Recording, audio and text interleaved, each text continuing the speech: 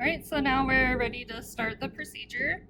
The calorimeter you will be using consists of 2 styrofoam coffee cups, one placed inside the other, and a square piece of cardboard with a hole in the middle to be used as a lid. This procedure works best with room temperature water. The water directly from the tap is too cold. With tap water, half fill a 1-liter beaker at your bench for use during this lab. Do not wait until after your instructor's pre-lab to do this. Do this immediately when you get into lab so it can reach room temperature before you begin. So I already grabbed some DI water and it's been sitting out over a half hour. And then, so we'll go to the instructor bench and grab styrofoam cups, and one of the lids, the cardboard, and then we'll move on. Collecting data. You need to identify the metal blocks you will use for your experiment. The kit contains 6 different metals, so I'll grab the kit of the metal blocks. So this is the metal blocks.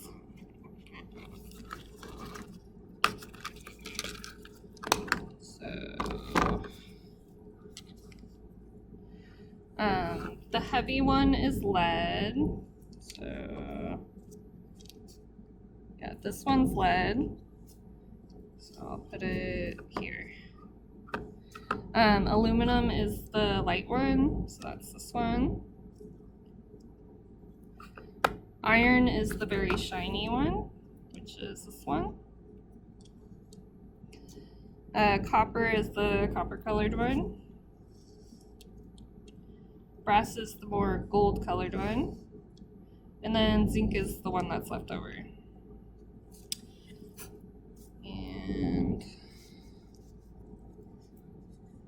And you will use the aluminum, so this one, the iron one, and the copper one. Depending on the class size, you might need to coordinate with a group across the bench from you to share blocks. Find the mass of each of the 3 blocks that you're using and write the masses in table 1. So we'll put these ones away so we don't confuse them. And then we'll go to the equipment room to weigh our blocks. Alright, so our scale is tiered and we're ready to weigh the blocks. First we'll start with aluminum.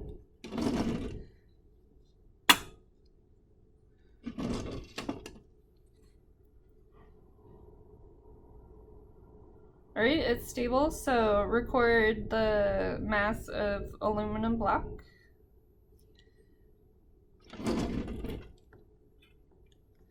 Next, we'll weigh the iron one.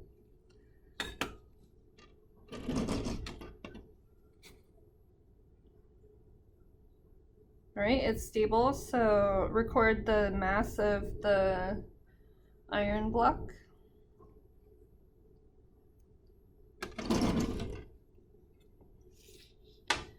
And next we'll do the copper block.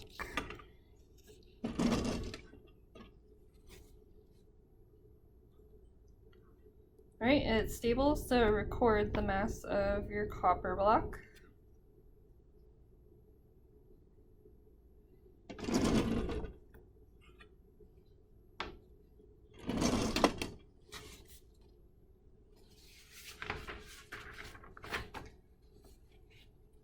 Alright, so now we'll go back to our student bench.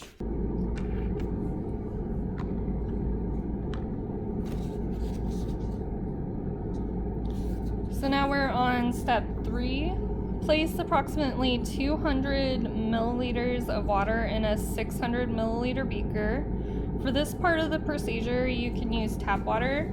Submerge the 3 blocks in the water and place the beaker on the hot plate and set the temperature at the maximum value. Once the water begins to vigorously boil, reduce the temperature to 350 degrees Celsius. So I will grab a 600 ml beaker and a hot plate.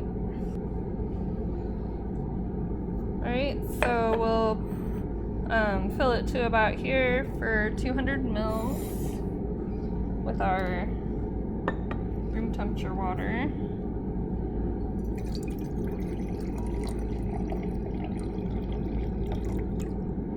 And then we'll place the blocks inside the beaker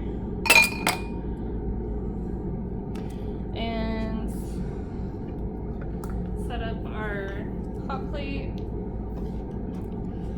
So all you have to do is plug it in, turn the heat up. Alright, so we'll turn the heat up to the max and put our beaker with the blocks on top. Alright, so the temperature is blinking. That indicates that it is not at that temperature, it's heating up. So we'll just wait until we see the water vigorously boil, and then we'll turn the heat down to 350.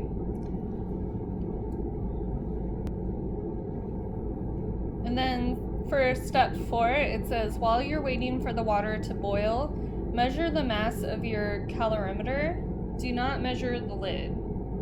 So write this mass on the line above table 1. So we're gonna go back to the equipment room and weigh our 2 styrofoam cups. Alright, so the scale is tiered and we're ready to weigh our styrofoam cups.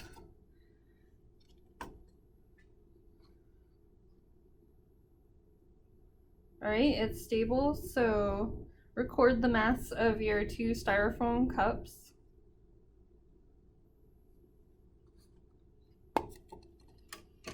And so now we'll go back to our student bench.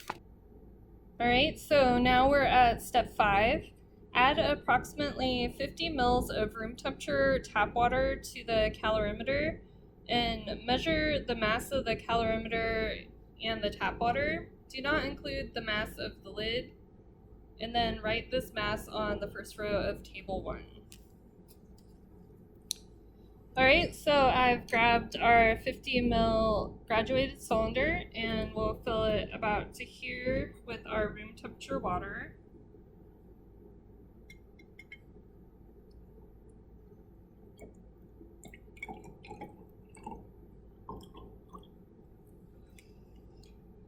And we'll put that in our calorimeter, and then we'll go back to the equipment room to weigh our calorimeter with the 50 mils of water in it. Alright, so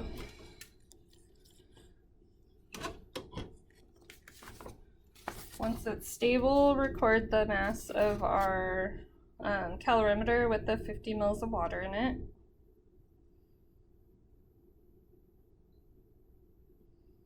Alright, now we'll go back to our student bench. Alright, so we're at step 6. Once the water reaches a steady... so we will have to wait for the water to reach a vigorous boil before we can reduce the temperature and move on to step 6. And the water is beginning to boil, but it's not vigorously boiling yet, so we'll continue to wait. So I will fast forward through this part while we're waiting.